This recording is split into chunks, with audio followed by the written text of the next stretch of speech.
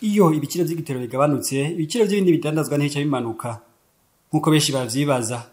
Uwo mudandaza akaba n'umurimyi aratubwira zimwe mu ntambamyi zituma ibiciro vy'ibidandazwa bidaca bimanuka. Ibiciro vy'ibidandazwa biva ku mafagiteri menshi canke ku bintu vyinshi bituma biduga canke bikoroka.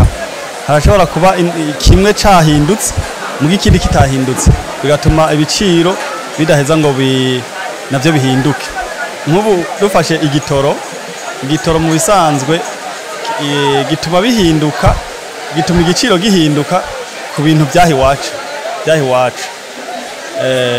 Mugabo ibintu biva hanze y'igihugu biratumwa n'igitoro bikongera bigatumwa n'idolari. Iyo idolari ryabonetse ibintu turabona ko biza ku bwishi. Iyo bibonetse ku bwishi bituma ibiciro bigabanuka.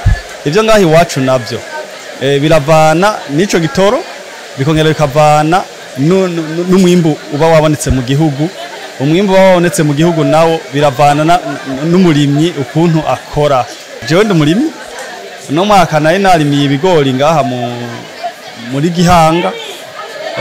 Abakozi baho bari bazimvye cane ku buryo itasha wasanga uyikoresheje ku mafaranga 5,000.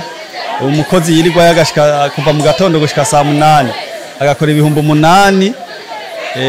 Ayo yose uyateranije rero ugaca uteranya no kuvyimbura kubideplace bijana aho utegereza kubidandariza, ivyo byose usanga bizimvye cane. Uwo munyagihugu aragira icyo asaba leta kugira n'ibiciro vy'ibidandazwa navyo bimanuke. Ikindi twosaba leta nuko yogerageza ikaraba yuko yoronka amafaranga mva makungu kugira ngo ibidandazwa umuntu ayakeneye ayaronke.